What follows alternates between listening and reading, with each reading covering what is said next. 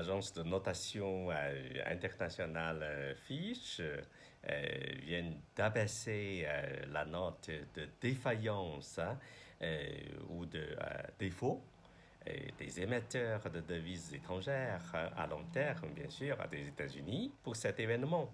Je voudrais juste ici poser trois petites questions. Qui êtes-vous? D'où venez-vous? Et où allez-vous? Alors, ces trois questions de la conciergerie chinoise deviennent ici automatiquement. Qu'est-ce que c'est que cette notation par Fitch? D'où vient cette dégradation de la note de crédit américaine? Et où va le crédit, la note de crédit bien sûr, américain? Alors, pour la première question, qui êtes-vous? Je voudrais juste dire que Fitch est l'une des trois notes de crédit qui ont été reconnues sur le plan international. Et simplement parlant, Fitch n'est pas tout, mais méfiez-vous, Fitch n'est pas rien non plus. Alors, il faut donc prendre cette décision, cette note de crédit en considération. Alors, pour la deuxième question, d'où venez-vous?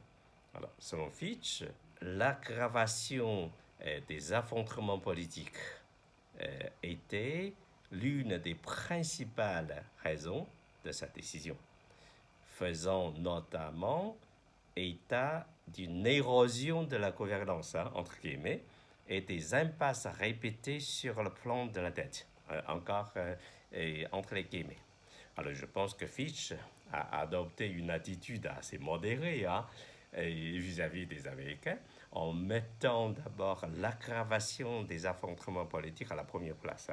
Alors autrement dit, selon Fitch, la raison exogène est la première raison de cette dégradation de la note de crédit américaine. Alors personnellement, je ne suis pas d'accord sur ce point-là. Je suppose que les raisons endogènes sont les raisons principales de cette dégradation. Alors, du point de vue macroéconomique, soit du modèle économique de fonctionnement de la société américaine, de la société états-unienne, qui est basée plus ou moins en fait sur les endettements, si j'ose dire. Alors, différents des Chinois et partiellement des Allemands, les Américains sont habitués à vivre à crédit, qui est au fond vivre des ressources des générations suivantes. Ça, c'est facile à comprendre. Et ce genre de modèle économique et financier ne pourra pas, évidemment, être soutenable. Alors, pour la troisième question, où allez-vous?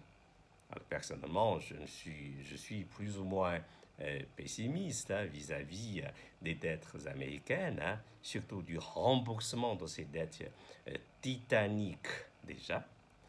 Les Américains n'auront pas suffisamment de moyens pour rembourser leurs dettes, ça c'est sûr. Alors tout ce qu'ils peuvent faire aujourd'hui, pour l'instant, c'est juste repousser ces dettes, leurs dettes, vers l'avenir.